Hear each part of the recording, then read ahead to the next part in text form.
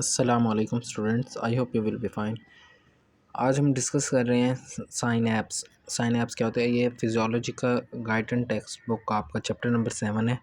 उसमें हम देख रहे हैं न्यूरोमस्कुलर जंक्शंस को।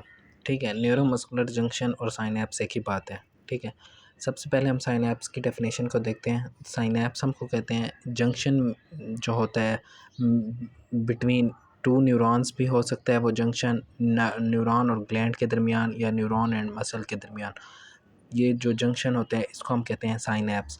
ठीक है, अब मैं आपको बताता हूँ।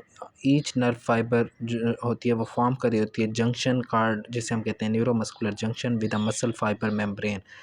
ठीक है, it is also known as synapse. ठीक है, मैं अब आपको ये बताता हूँ कि हम नर्व फाइबर किसे कहते हैं। ये हमारे पास जो न्यूरॉन आ रहा होता है, ठीक है, ये न्यूरॉन की सेल बॉडी होती है, इसमें से डेंड्राइट्स निकल रहे होते हैं। ठीक है, ये उसका एक्सॉन होता है।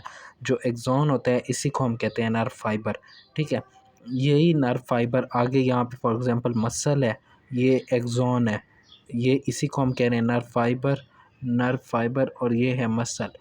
इन दोनों के दरमियान ये जो जंक्शन है इसी को हम कहते हैं साइनैप्स। ठीक है, आगे हम देखते हैं मोटर एंड प्लेट। इसमें से जो इंपॉर्टेंट चीज़ें, इंपॉर्टेंट डेफिनेशंस है ना, मैं आपको वो बताता जा रहा हूँ। मोटर एंड प्लेट ये होता है nerve fibre terminal that invaginates into the surface of muscle fibre but lie outside the muscle fibre membrane. The entire structure is called motor end plate. मैं आपको एक डायग्राम बना के यहाँ पे समझाता हूँ मोटर एंड प्लेट की। ये देखें, लेट्स सपोज ये नर्व फाइबर मैंने बनाई है। ठीक है, और ये जो है ये मैं बना रहा हूँ मसल।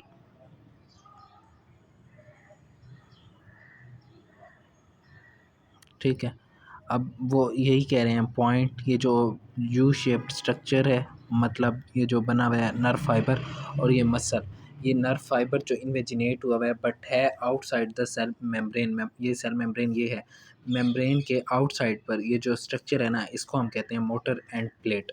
ठीक है, ये हो जाएगा मोटर एंड प्लेट। वापस हम पीछे आएँ तो हम देखते हैं नेक्स्ट साइनेप्टिक गटर या साइनेप्टिक ट्रफ किसे कहते हैं। The invaginated membrane is called synaptic gutter या साइनेप्टिक ट्रफ। ये जो इन्वेजिनेट हुई हुई है मेम्ब्रेन, ये वाली ये इन्वेजिनेट हो गई है, इसको हम कहेंगे साइनेप्टिक गटर या साइनेप्टिक ट्रफ, ये वाली मेम्ब्रेन को। ठीक है, और अगर हम ये देखें, ये वाला इन्वेजिनेटेड मसल का फाइबर का पोर्शन और ये वाला इन्वेजिनेटेड नर्व फाइबर का पोर्शन, इन दोनों को हम मिला के कहेंगे मोटर एंड प्लेट है। अगर हम जस्ट नर्व फाइबर के इन्वेजिनेशन को देखें, ये होगी साइनेप्टिक गटर। साइनेप्टिक क्लेफ्ट क्या होगा, ये स्पेस होगी between nerve and muscle fibre is called synaptic cleft. ये 20 से 30 नैनोमीटर वाइड होगी। ये जो स्पेस आपको नज़र आ रही है ना, ये ही स्पेस है साइनेप्टिक, ये है साइनेप्टिक क्लेफ्ट। ठीक है, अब हम आगे चलते हैं कि होता क्या है इसमें आखिर। सब न्यूरल क्लेफ्ट क्या होते हैं। सब न्यूरल क्लेफ्ट की बात करें तो ये at the bottom of gutter smaller folds of membrane is called सब न्यूरल क्लेफ्ट। ये जो फोल्डिंग बनी हुई है ना, ये वाली मसल की मेम्ब्रेन की ये वाली जो फोल्डिंग है ना, तो इसको हम कहते हैं सब न्यूरल क्लेफ्ट। ठीक है, वो कह रहे हैं at the bottom of the sub synaptic gutter. ये साइनेप्टिक गटर था, मैंने आपको बताया साइनेप्टिक गटर के बिल्कुल नीचे ये जो न्यूरल फोल्ड्स बने हुए हैं, या इसको हम कह रहे हैं सब न्यूरल क्लेफ्ट। ठीक है, देन अब होता क्या है, मैं आपको एक कंप्लीट इससे, यहाँ पे होते हैं नर्व फाइबर पे calcium channel, voltage gated calcium channel, ये हो गए कैल्शियम चैनल। आउट सिमिलरली ऐसे ही है जैसे sodium outside the membrane extracellular fluid में ज़्यादा था ना, तो यहाँ ईसीएफ में कैल्शियम की कंसंट्रेशन जो है वो हाई होती है। जब भी कोई एक्शन पोटेंशियल जनरेट होना होता है, तो सबसे पहले ये कैल्शियम चैनल जो होते हैं वोल्टेज के कैल्शियम चैनल से अंदर जाते हैं, अंदर नर्व के फाइबर के अंदर जाएंगे। यहाँ पे वेजिकल्स होते हैं, साइनेप्टिक वेजिकल्स जिन्हें हम कहते हैं। ये साइनेप्टिक वेजिकल्स के अंदर एसिटाइल कोलिन न्यूरोट्रांसमीटर एक होता है, वो इनमें प्रेजेंट होता है। जैसे ही ये कैल्शियम यहाँ से इंटर होते हैं, वो जाके साइनेप्टिक वेजिकल्स से रिलीज़ करवाते हैं एसिटाइल कोलिन। एसिटाइल कोलिन जो होता है वो रिलीज़ होकर यहाँ आता है साइनेप्टिक क्लेफ्ट में। साइनेप्टिक क्लेफ्ट में जैसे ही आता है तो वो सब न्यूरल क्लेफ्ट की तरफ मूव होना शुरू हो जाते हैं, मतलब कि वो मसल्स में मूव करना स्टार्ट होता है, एक्शन जनरेट करने के लिए वो मसल्स की तरफ जाता है। वो मसल्स की तरफ जैसे जाता है, सबसे पहले यहाँ सब न्यूरल क्लेफ्ट में यहाँ पे बिल्कुल ऊपर ही सब न्यूरल क्लेफ्ट के एसिटाइल कोलिन रिसेप्टर्स होते हैं, ठीक है। वो एसिटाइल कोलिन रिलीज़ करते हैं, यहाँ से एसिटाइल कोलिन रिसेप्टर होंगे इस पर। जैसे ही एसिटाइल कोलिन रिसेप्टर होंगे, वो एसिटाइल कोलिन जो रिलीज़ हुआ था साइनेप्टिक क्लेफ्ट में आएगा, साइनेप्टिक क्लेफ्ट के आने के बाद वो एसिटाइल कोलिन रिसेप्टर्स के साथ बाइंड होगा। इसके बाइंड होने के बाद यहाँ पे बिल्कुल नीचे यहाँ होते हैं वोल्टेज गेटेड सोडियम चैनल।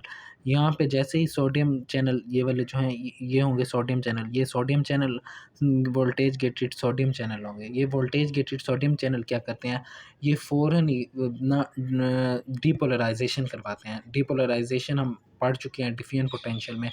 तो डीपोलराइजेशन होती है यहाँ से वो सोडियम ईसीएफ से आईसीएफ में जाना स्टार्ट करता है, क्योंकि सोडियम एक्स्ट्रा सेलुलर फ्लूइड में सोडियम कंसंट्रेशन ज़रूरत होती है, वो आईसीएफ में जाते हैं, आईसीएफ में जाके वो एक्शन को जनरेट करता है। ये पूरा मैकेनिज़्म होता है तो हमारी नर्व इम्पल्स ट्रैवल करती है और हमारा एक्शन जनरेट होता है, ठीक है। अब हम पीछे आते हैं वापस अपने कुछ देखते हैं न्यूरोमस्कुलर जंक्शन के साथ कुछ डिजीज़ होती हैं, उन डिजीज़ के हवाले से।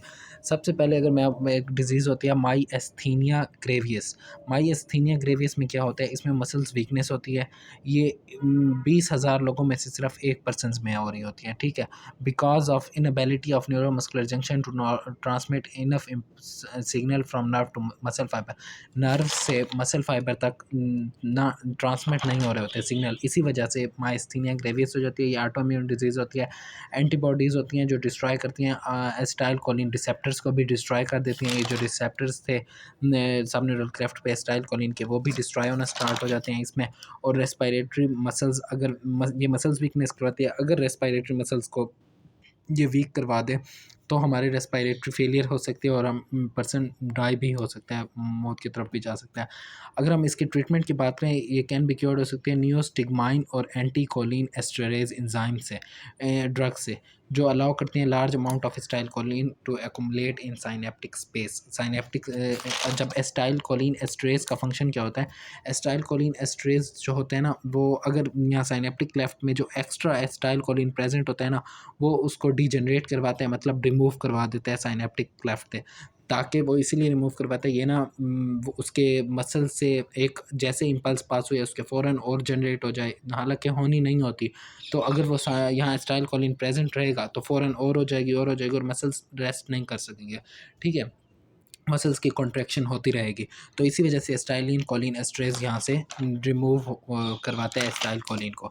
नेक्स्ट आ जाती है बोट्यूलिज्म। बोट्यूलिज्म डिजीज़ है, ये का न्यूरोटॉक्सिन्स प्रोड्यूस करवाते हैं, जो एक बैक्टीरिया होता है क्लोस्ट्रीडियम बोटुलिनियम, ठीक है, जो ब्लॉक करता है the receptor acetylcholine at neuromuscular junction पे। ये जो रिसेप्टर्स थे ना, वो रिलीज़ कर देते हैं एसिटाइल कोलिन को, वो ब्लॉक कर देता है release of acetylcholine at neuromuscular junction and cause muscles paralysis. Next हमारे पास डिजीज़ है टेटनस। टेटनस भी कॉज होती है न्यूरोटॉक्सिन से जो प्रोड्यूसर होते हैं क्लोस्ट्रीडियम टेटनाई से, जो ब्लॉक करते हैं release of inhibitory neuro transmitters, ठीक है। ये मसल्स कॉन्ट्रैक्शन, अगर ये टेटनस हो जाए तो मसल्स कॉन्ट्रैक्ट रहते हैं और स्पाज्म होती है, ठीक है। नेक्स्ट हमारे पास है लैम्बर्ट ईटन सिंड्रोम।